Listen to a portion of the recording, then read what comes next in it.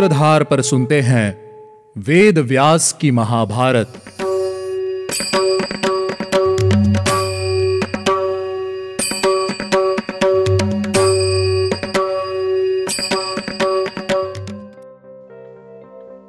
वहां प्रत्येक घर में हमेशा खाओ, भोग करो, लुटाओ, मौज करो, गाओ, पियो, ये सभी शब्द गूंजते हुए सुनाई देते थे।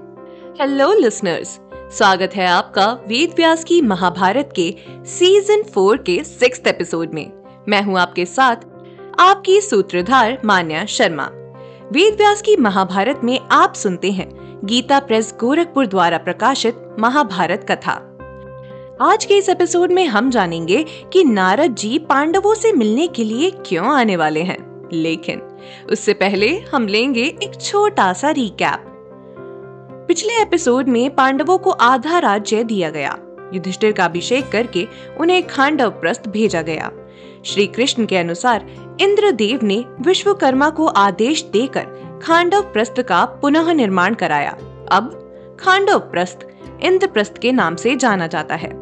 अंत में श्री कृष्ण ने पांडवों से कहा कि बहुत जल्द नारद जी उनसे मिलने के लिए आने वाले हैं। चलिए अब जानते हैं आगे की कथा। चलिए जानते हैं कि आज के इस एपिसोड में हम और क्या क्या जानने वाले हैं, क्या क्या सुनने वाले हैं। आज के इस एपिसोड में हम जानेंगे कि इंद्रप्रस्थ का राज्य पाने के बाद पांडवों ने क्या किया।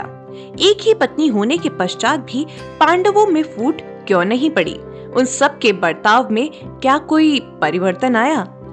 अब मैं आपको लेकर चलती हूँ इंद्रप्रस्थ में। एक दिन की बात है। सभी पांडव इंद्रप्रस्थ के राजभवन में अपने अपने सिंहासन पर बैठे हुए थे।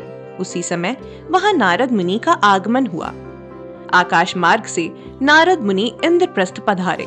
मैं आपको बता दूं कि जो लोग तपस्वी नहीं हैं, उनके लिए व्योम मंडल का दिव्य मार्ग दुर्लभ है।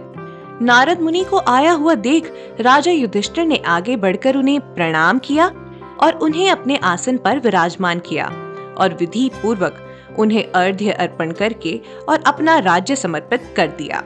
पूजा से नारद मुनि बहुत प्रसन्न हुए।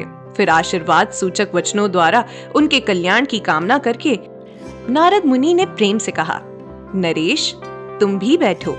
नारद जी की आज्ञा पाकर राजा युधिष्ठिर बैठे और द्रौपदी को यह कहला दिया कि भगवान नारद जी पधारे हैं। यह सुनकर द्रौपदी भी मुनि से मिलने के लिए उसी स्थान पर आ गई जहां पांडवों के साथ नारद जी विराजमान थे। द्रौपदी ने नारद जी के चरणों में प्रणाम किया और उनके सामने हाथ जोड़कर खड़ी हो गई। नारद जी ने राजकुमारी द्रौपदी को नाना प्रकार के आशीर्वाद देकर द्रौपदी से कहा, अब तुम भीतर जाओ द्रौपदी।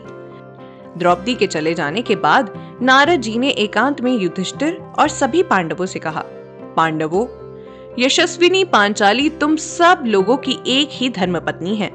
तुम लोग ऐसी नीति बना लो जिससे तुम लोगों में कभी फूट ना हो। पहले की बात है, सुंद और उपसुंद नाम के 2 असुर भाई थे। वे सदा साथ रहते थे और केवल आपस में ही लड़कर मर सकते थे। उनकी तीनों लोकों में बड़ी ख्याति थी। उन दोनों का एक ही राज्य था, एक ही घर था। वे एक ही शैया पर सोते, एक ही आसन पर बैठते और एक ही साथ भोजन किया करते थे। इस प्रकार आपस में अटूट प्रेम होने पर भी तिलोत्तमा नामक अप्सरा के लिए लड़कर उन्होंने एक दूसरे को मार डाला।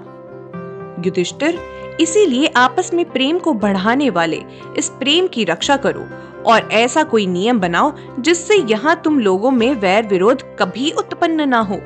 युधिष्ठिर ने पूछा, मुनिदेव, सुंद और उपसुंद किसके पुत्र थे और किसके द्वारा और किस प्रकार उन्होंने एक दूसरे को एक अप्सरा के लिए मार डाला? क्या तिलोत्तमा सच में कोई अप्सरा थी या देवताओं की कन्या थी? हमें इस पूरी कथा को विस्तार से सुनाइए।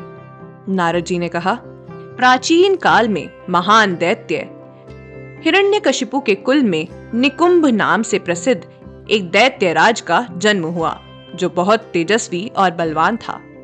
उसके 2 भयानक और पराक्रमी पुत्र हुए, जिनका नाम सुंद और उपसुंद रखा गया। वे दोनों एक दूसरे का ही प्रिय करते थे। उनके शील और आचरण एक से थे, मानो एक ही जीवात्मा को 2 शरीरों में बांटा गया हो। वे महापराक्रमी दैत्य साथ साथ बड़े होने लगे। वे प्रत्येक कार्य में एक ही निश्चय पर पहुंचते थे।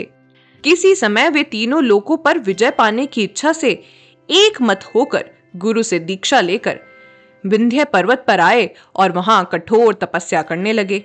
भूख और प्यास का कष्ट सहते हुए सिर पर जटा और शरीर पर वल्कल धारण किए वे दोनों भाई लंबे समय तक भारी तपस्या में लगे रहे। उनके हर एक अंग में मैल जम गया था। वे हवा पीकर रहते थे और अपने ही शरीर के मांस खंड काट काट कर अग्नि में आहुति देते थे।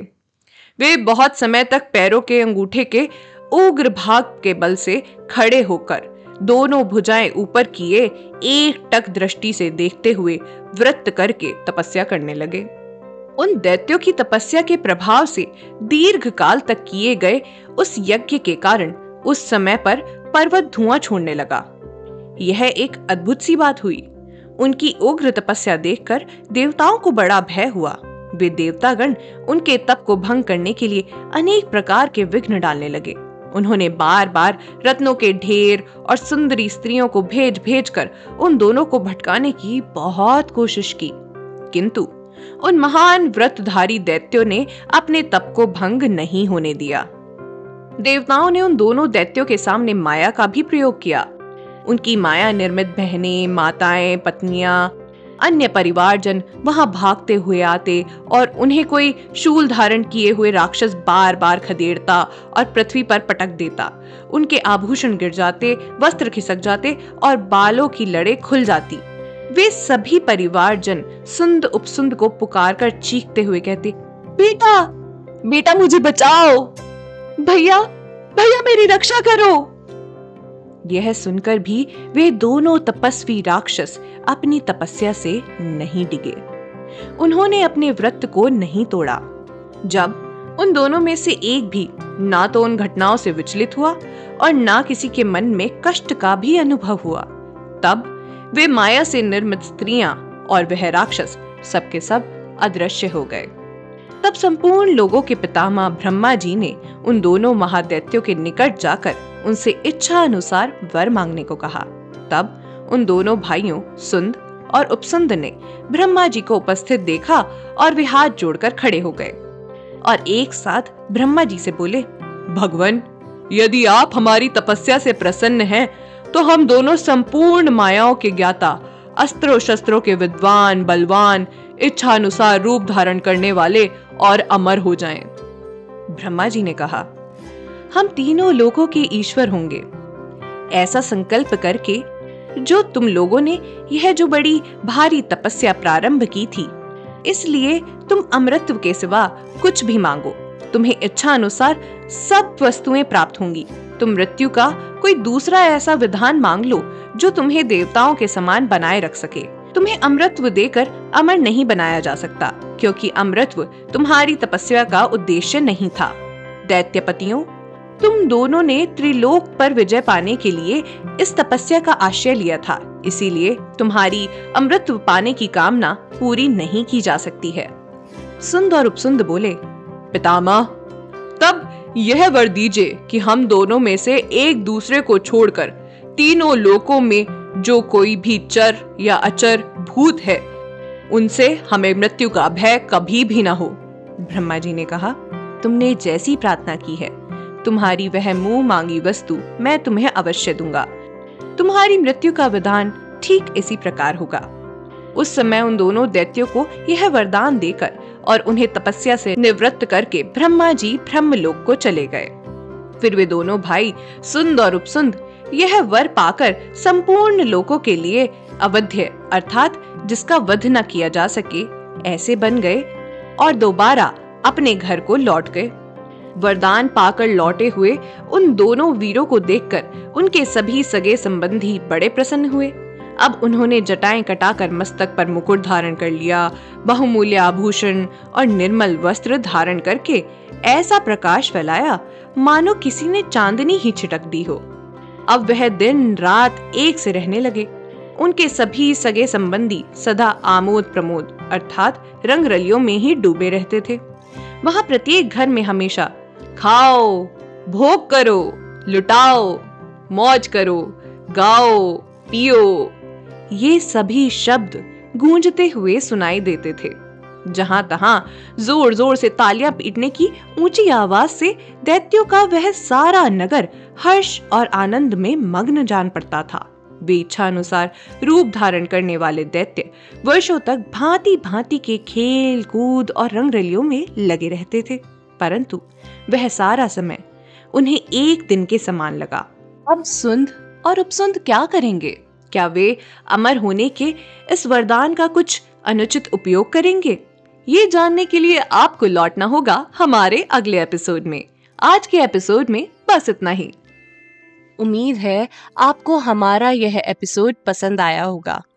अगर आप इस एपिसोड से रिलेटेड कोई भी सवाल पूछना चाहते हैं तो हमारे social media platform Twitter, Facebook, Instagram पर हमसे संपर्क कर सकते हैं। हमारा सोशल मीडिया हैंडल है माय सूत्रधार। साथ ही साथ ऐसी ही अनेक रोचक पौराणिक कथाओं के वीडियो देखने के लिए आप डाउनलोड कर सकते हैं हमारी सूत्रधार ऐप। हमारी ऐप एंड्रॉइड और iOS दोनों यूजर्स के लिए उपलब्ध है। यहाँ आपको हर एक कहानी सुंदर चित्रण और सटीक फैक्ट्स के साथ मिलेगी।